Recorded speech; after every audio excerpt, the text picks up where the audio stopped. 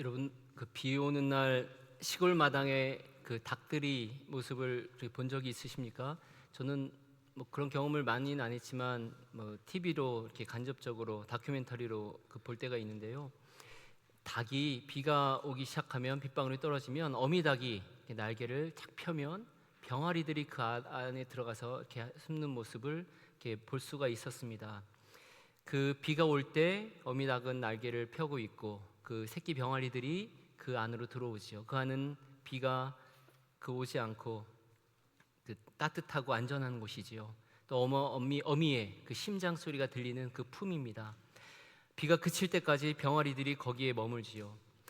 성경은 전체에서 이런 이미지로 하나님의 보호하심을 말하곤 합니다. 시편에서는 그렇게 말합니다. 그가 너를 그의 깃으로 덮으시리니 내가 그의 날개 아래에 피하리로다. 하나님의 날개 그늘 아래 우리를 숨기신다라는 말씀을 하십니다. 예수님께서 그 예루살렘을 내려다보시면서 그렇게 탄식하셨습니다. 암탉이 그 새끼를 날개 아래에 모음같이 내가 내 자녀를 모으려 한 일이 몇 번이었더냐. 하나님은 이렇게 우리를 그분의 날개 그늘 아래에 두기 원하시는 분이십니다. 그 안에서 보호받기를 원하는 분입니다. 그동안 우리가 룻기를 묵상하고 있는데요, 오늘 이 룻기 3장에서 이 날개라는 단어를 좀 뜻밖의 자리에서 우리는 발견하게 됩니다. 한밤중에 타작 마당에서 그것을 보게 됩니다. 한 여인의 떨리는 청혼의 그 말에서 찾게 됩니다. 우리는 그동안 그 모든 것을 잃어버렸던 나오미의 모습을 보았고, 또 그러나 그 돌아오게 되는 과정, 그리고 거기서 헷세드를 경험하는 것을 보았습니다. 지난 시간에는 그 최종 결과까지 우리는 보았습니다. 그런데 그 모든 것을 잃었던 사람이 헷세드를 경험하고 그 최종적인 결말, 너무나 아름다운 결말, 상상하지도 못했던 그 예수 그리스도의 또 다윗의 족보의 선조가 되었다는 놀라운 그 결말을 들었는데, 여기에서 이렇게 바뀌게 된 계기가 바로 오늘 말씀에 그 비결이 나옵니다. 바로 이 날개 그늘 아래 품는 사건이 오늘 등장하게 됩니다. 그래서 오늘 이 한 가지 그림만 여러분들이 마음에 새겨두시면 좋겠습니다. 하나님이 그 날개 아래 우리를 품으신다는 그 그림입니다. 이것을 위해서 그 날개 아래 거하는 이 과정을 세 가지 발걸음으로 생각해 볼 수 있습니다. 먼저는 이 날개가 이미 펴져 있다는 사실입니다. 두 번째 단계는 그 날개 안으로 우리가 걸어 들어가야 한다는 겁니다. 그리고 세 번째는 이 날개를 경험한 사람들은 작은 날개를 펴서 또 다른 누군가를 품는다는 그런 단계입니다. 한번 이것을 하나씩 이 과정을 살펴보기 원합니다. 먼저 그 하나님께서는 우리를 향해서 이 날개를 그 날개 그늘을 펴신다는 겁니다. 어미닭은 이미 그 비가 온 다음에, 비가 한참 온 뒤에야 날개를 펴지 않습니다. 빗방울이 떨어지기 시작하는 순간, 그 직전 이미 날개를 펴니다. 그러면 새끼 병아리들은 쪼로로 거기로 달려와서 안깁니다. 어미가 먼저입니다. 병아리들이 막 부탁해서 그렇게 오는 게 아닙니다. 어미가 날개를 펴는 것을 보면서 병아리들은 그저 다가올 뿐입니다.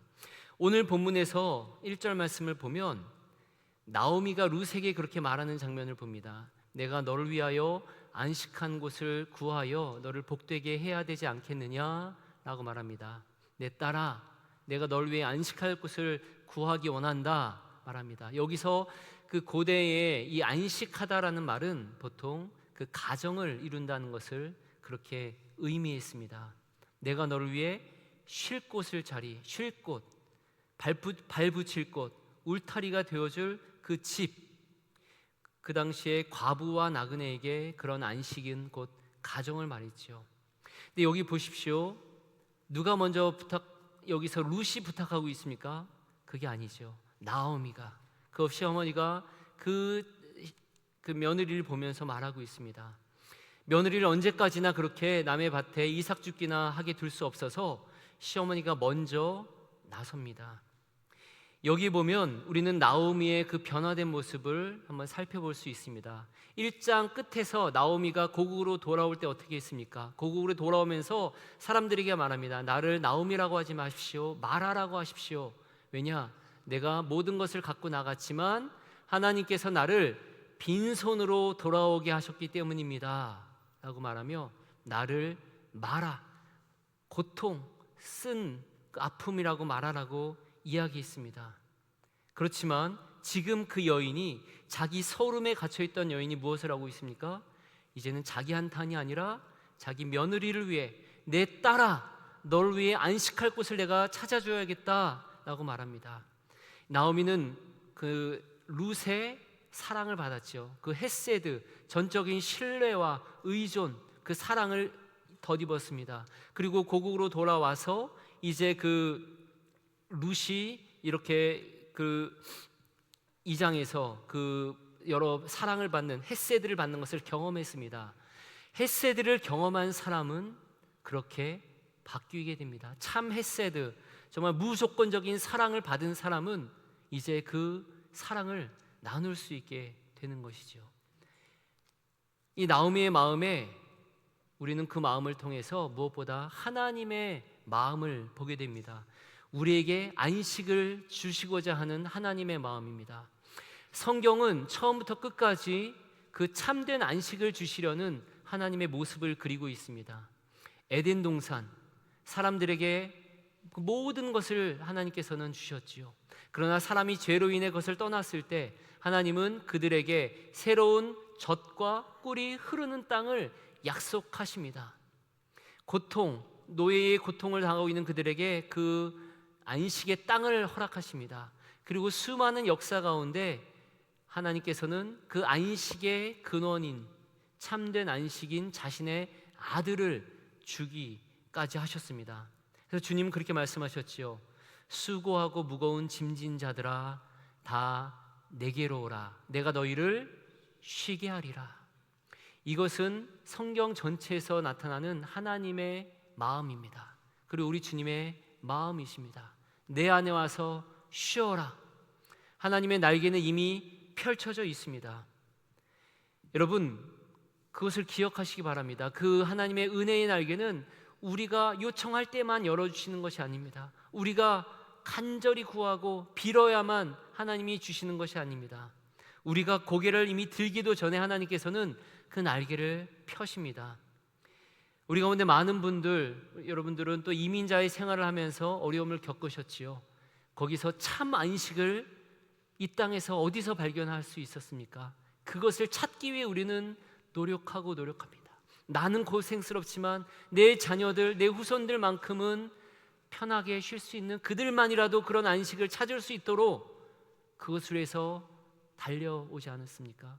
요즘 많은 현대인들, 많은 기술과 많은 과학이 발달되지만 오히려 피곤한 그러한 사회를 삽니다. 참된 안식을 발견하지 못합니다. 왜냐하면 참된 안식은 그 하나님 품 안에 안길 때에만 가능하기 때문입니다. 그런데 그 하나님께서는 우리로 그 날개를 활짝 펴고 계십니다. 수고하고 무거운 짐진 자들아, 다 내게로 오라 말씀하고 계십니다. 내가 너희를 쉬게 하리라 말씀하십니다.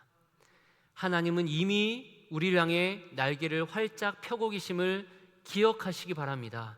우리가 간구하지 못할지언정, 우리가 자격이 없을 때라도 아버지 하나님께서는 팔을 펼치셔서 기다리고 계시는 분이십니다. 한순간도 날개를 거두지 않으십니다. 이제 그 다음 발걸음은 무엇입니까? 우리의 발걸음이 필요합니다. 바로 그 펼쳐진 날개 아래로 걸어가라는 거죠. 들어가라는 것이지요. 어미의 날개가 이렇게 펴져 있어도 마치 비를 맞으며 마당 한가운데 있는 병아리가 있다면 그 병아리는 비를 쫄딱 맞고 말 것입니다. 날개를 어미가 펴지만 그 품으로 병아리가 들어가야 하는 법입니다. 나오미가 룻에게 좋은 제안을 했습니다. 그런데 룻이 이제 발걸음을 떼고 있습니다. 그런데 룻의 이 나오미의 계획은요, 실로 매우 담대한 것이었습니다. 위험하기까지 한 것이었습니다. 즉 보리 타작이 끝나는 밤에 이제 보아스가 이 잔치가 있는 게 예상되니 이 잔치가 끝나는 날 밤에 잠들면 그 발치에 가서 이불을 들고 거기에서 있으라는 겁니다. 누우라는 겁니다. 그것은 그 시대 통습으로 청혼을 하라는 그러한 표시였습니다. 여러분, 그러나 한번 생각해 보십시오. 한밤중에 이 낯선 여인이 이 남자의 곁에 갑니다. 오해받으면 모든 것이 그냥 끝나버릴 수 있습니다. 소문이면 어떤 평판도, 또 보아스와의 싸운 그 작은 신뢰가 모든 가능성이 무너질 수 있습니다. 그러나 룻이 어떻게 합니까? 시어머니의 말을 듣고 그렇게 그 자리로 걸어갑니다. 7절은 그렇게 말하고 있죠. 가만히 가서 그의 발치 이불을 들고 누웠더라 라고 말하고 있습니다. 굉장히 용기 있는 행동이었습니다. 시어머니를 신뢰하는 것이기도 했습니다. 거기를 갑니다. 보아스가 이제 네가 누구냐 물을 때 룻이 이렇게 말합니다. 매우 중요한 말인데요, 9절입니다. 나는 당신의 여종 룻이오니 당신의 옷자락을 펴서 당신의 여종을 덮으소서. 이는 당신이 기업을 물을 자가 됨이니이다. 그렇게 말하고 있습니다. 여러분, 여기에서 이 문장을 집중해서 보기 원합니다. 당신의 옷자락을 펴서 당신의 여종을 덮으소서. 여기서 옷자락으로 번역된 카나프라는 단어가 바로 날개입니다. 날개. 사실 우리가 2주 전에 보아스의 이야기를 들을 때 보아스가 룻을 보며 칭찬하면서 네가 그렇게 열심히 하는구나, 너의 소문이 이미 많이 퍼져서 그렇게 듣고는 있었다 이야기하면서 그렇게 축복을 한 바가 있습니다. 2장 12절에서 이렇게 축복을 했습니다. 이스라엘의 하나님 여호와께서 그의 카나프 아래에 보호를 받으러 온 내게 온전한 상 주시기를 원하노라 했습니다. 그러니까 보아스가 이미 예전에 그 룻을 보면서 네가 그 소문을 들었는데 그래, 하나님께서 너에게 하나님의 카나프 아래에 너를 보호해 주시기를 원한다, 날개 아래 보호해 주시기를 원한다 했는데요, 지금 룻이 바로 그 단어를 가지고 와서 당신의 날개를 펴서 나를 덮어주소서라고 간청하고 있는 겁니다. 룻이 그렇게 말하는 거죠. 당신께서 나를 그렇게 축복해 하셨습니다. 그러니 이제 당신의 카나프로 나를 덮어 주십시오라고 말하고 있습니다. 그러니까 룻이 그냥 가만히 앉아서 은혜가 그냥 뚝 떨어지기를, 어디 감나무 밑에 앉아서 가만히 감이 떨어지기를 바라는 사람처럼 그냥 모든 것이 알아서 되겠거니 그렇게 하는 것이 아니었습니다. 믿음 가운데, 그 신뢰 가운데 자신의 역할, 그 날개 아래로 나아가서 그것을 담대하게 요청하고 있습니다. 두려움을 무릅쓰고 그 날개 아래로 들어가는 결단을 하는 것이죠. 여러분, 은혜의 날개 아래 거한다는 것, 하나님의 날개 아래 거한다는 것은 굉장히 어떤 낭만적이고 그냥 가만히 있는 것을 말하는 것이 아님을 우리는 룻을 통해 보게 됩니다. 하나님께서 주신 약속이 있다면 그것을 믿음을 들고 나아가야 되는 거죠. 두려울지언정 믿음으로 걸어가는 그 발걸음이 필요하다는 것입니다. 그 옷자락 아래에 들어가는 겁니다. 신약으로 가서 예수님을 만난 사람들의 모습을 한번 생각해 보십시오. 어떤 이는, 보이지 않는 사람은 예수님이 오셨다는 얘기를 듣고 소리를 질러서 다윗의 아들 예수여 소리치며 자기를 봐달라고 간청했습니다. 어떤 가나안 여인은 자신이 유대인들 사이에 갈 수 없는 것을 알면서도 주님께 나아가서 주님이 아주 낯설고 매서운 말을 하셨음에도 나는 그 주인의 상에서 떨어지는 부스락이라도 먹고 싶습니다라고 그렇게 간청했습니다. 혈루병 걸렸던 여인은 많은 무리들 가운데 감히 다가가지 못하다가 그 믿음으로 가서 예수님의 옷자락을 붙잡았습니다. 그래서 우리 요즘 잘 아시는 주의 옷자락 만지며라는 찬양은 바로 그런 간절함을 표현하죠. 주님의 옷자락이라도 붙들려는 그 믿음. 근데 주님께서는 그러한 믿음을 가진 사람들, 그 자신에게 나오는 사람들을 눈여겨보시며 그들의 믿음대로 될지어다라고 말씀하셨습니다. 여러분, 우리는 하나님의 날개에 들어갈 수 있는 특권을 얻은 사람들입니다. 이제 우리는 그것을 알기에 하나님의 품 안에 믿음으로 걸어갈 수 있습니다. 그 걸음은 그저 낭만적인 것이 아닐 수 있습니다. 때로는 모험을 무릅써야 되고 때로는 두려움을 무릅써야 됩니다. 그렇지만 그 믿음을 갖고 한 걸음 한 걸음 나오는 자, 그런 사람들 하나님이 덮어주십니다. 마치 나오미가 방향을 돌려서 소문을 듣고 고국 땅으로 한 걸음을 내디뎌서 돌아온 것처럼 룻이 나오미의 이야기를 듣고 한 걸음 무거운 발걸음이지만 두렵지만 그 타작마당으로 갔던 것처럼 그렇게 믿음을 가지고 하나님 앞에 한 걸음 한 걸음 나아가시는 여러분 되시기를 바랍니다. 그럴 때 하나님께서 날개 아래 품으십니다. 세 번째 발걸음은 그것이죠. 이제 그 날개를 경험한 우리가 또 우리 작은 날개를 펼 수 있다는 것입니다. 그 날개를 펴서 누군가를 좀 덮어주자는 것입니다. 룻이 그 날개 아래 들어갔을 때 그 날개를 핀 사람은 바로 보아스라는 거죠. 하나님이 갑자기 하나님의 날개를, 천사의 날개를 펴서 그를 돌보신 게 아니라 보아스라는 사람을 통해 하나님의 날개가 어떤 것인지를 알게 하셨지요. 보아스는 사실 이 밤에 좀 뜬금없고 생뚱맞은 상황에서 화를 낼 수도 있었고 무시할 수도 있었고 혹은 그 밤의 약점을 이용할 수도 있었습니다. 그러나 10절에 보아스의 첫 마디는 이것입니다. 내 딸아, 여호와께서 내게 복 주시기를 원하노라. 내가 베푼 인애가 처음보다 나중이 더하도다. 즉 룻이 베푼 인애, 룻이 그 시어머니를 향해 베푼 헤세드, 그것이 처음에도 좋았지만 계속해서 참 커진다라는 것을 듣고 있는 것입니다. 이 헤세드, 우리가 이 룻기 말씀을 통해 계속 붙들었던 말씀, 그 조건 없는 사랑, 그 헤세드가 바로 여기서 등장합니다. 보아스는 그것을 룻의 헤세드라고 말하고 또 자신도 헤세드로 응답하고 있습니다. 내 딸아, 두려워하지 말라.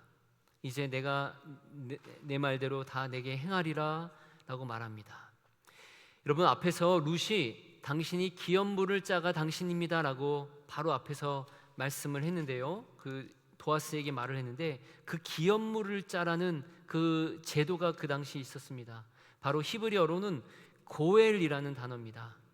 가난 때문에 누군가 집이 팔리면 그 땅을 대신 그 친척이 돈을 내고 그 땅을 삽니다. 근데 이 땅을 자기가 사는 게 아니라 그 땅의 주인 이름으로 다시 해주는 겁니다.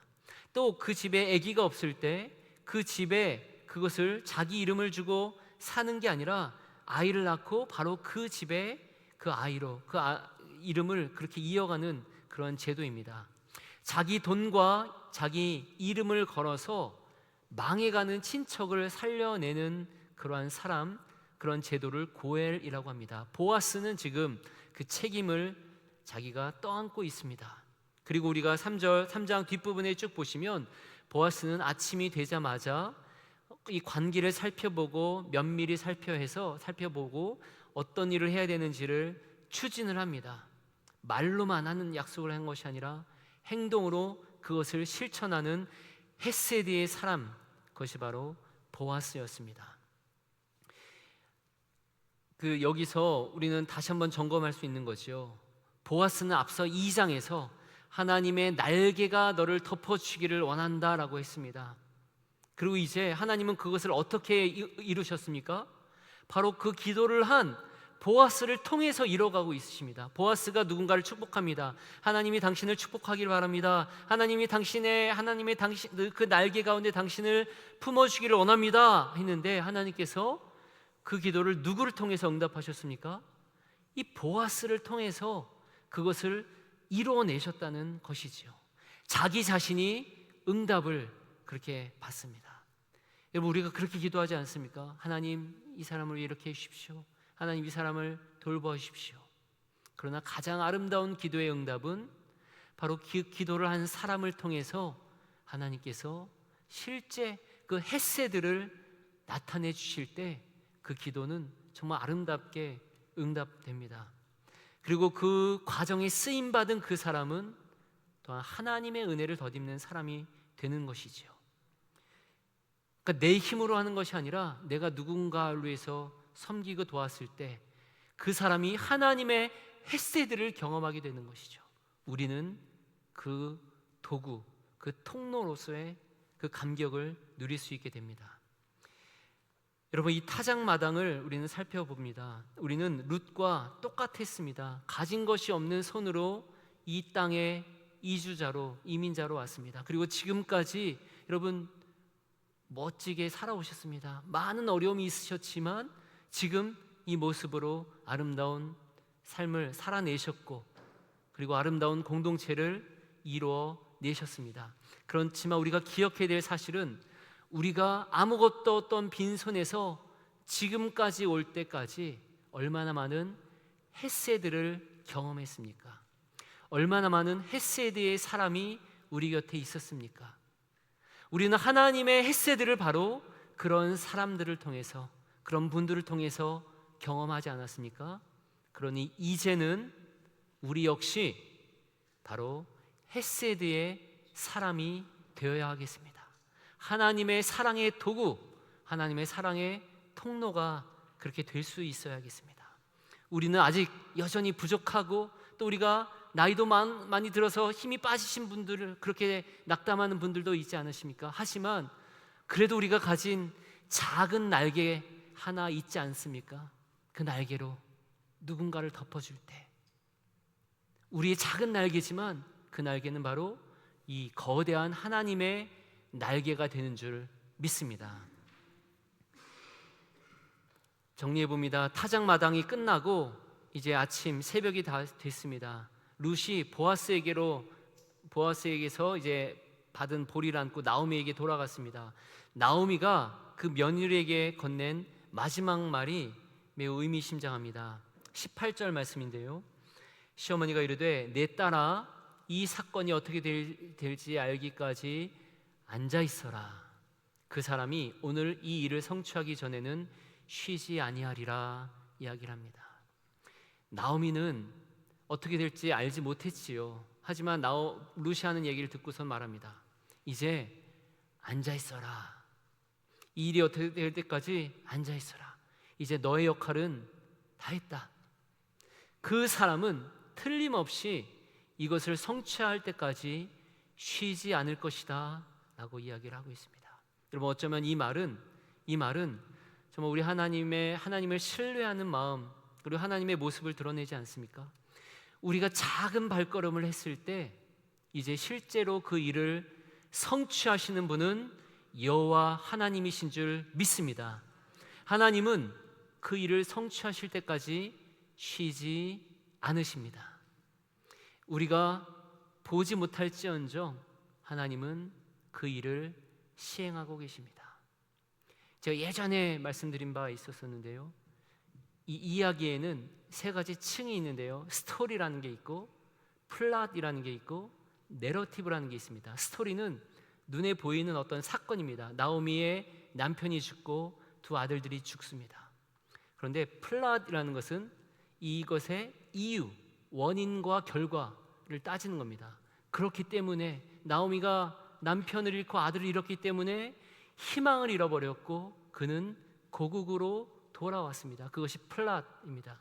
내러티브는 더 큰 이야기를 말합니다. 나오미가 이곳에서 모압 땅에서 울부짖고 있을 때 하나님은 이 베들레헴에서 보아스라는 사람을 준비시키고 있으셨습니다. 나오미는 자신의 이 쓴뿌리, 이 아픔만을 안고 돌아왔지만 여기에 이미 준비되어 있는 사람, 하나님께서 그를 이미 준비하셨습니다. 이 내러티브는 스토리 안에 있는 사람은 결코 볼 수 없는 그런 이야기들을 말합니다.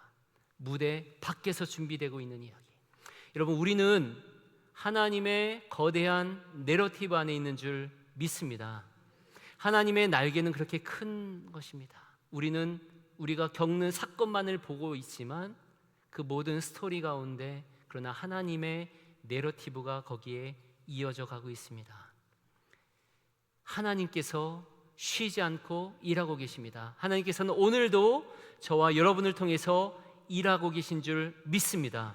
우리의 이야기는 여기서 끝이 아니라 하나님의 아름다운 이야기의 한 장 한 장이 될 것입니다. 그리고 오늘 보십시오. 이 말씀 4장, 지난주에 본 것처럼 4장 마지막에 어떻게 됩니까?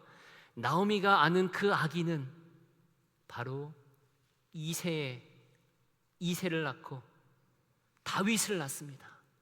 그리고 그 다윗을 통해 예수 그리스도 우리의 구원자가 오십니다. 나오미가 본 것은 이제 이 아기뿐이었지만, 그러나 하나님의 큰 내러티브 안에 하나님은 그들을 통해 놀라운 구원을 이루셨습니다.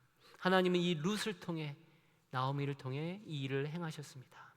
사랑하는 여러분, 말씀을 믿습니다. 오늘 우리가 새 걸음을 한번 걸었습니다. 하나님의 날개가 이미 펼쳐져 있다는 것입니다. 그리고 우리가 그 걸음으로 걸어가야 한다는 것입니다. 그리고 그 은혜를 경험했을 때 우리 역시 작은 날개를 펴자는 것입니다.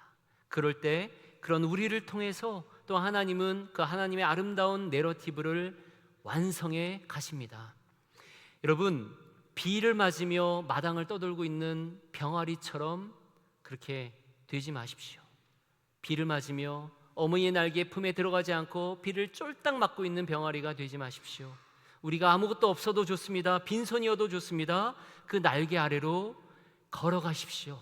하나님은 우리를 안아주실 것입니다. 그리고 그 은혜를 받은 것 가운데 일부를 또 다른 누군가를 위해 작은 날개를 펴주십시오. 하나님께서는 그런 우리를 통해 그 헤세드를 이뤄 가실 것이며, 그것이야말로 무너져 있던 삶이 다시 세워지는 길이 될 것입니다. 하나님께서 그런 여러분들을 축복하시며 여러분들을 통해 아름다운 이야기들을 써내려 가실 줄 믿습니다. 우리 말씀을 생각하시며 함께 기도하겠습니다.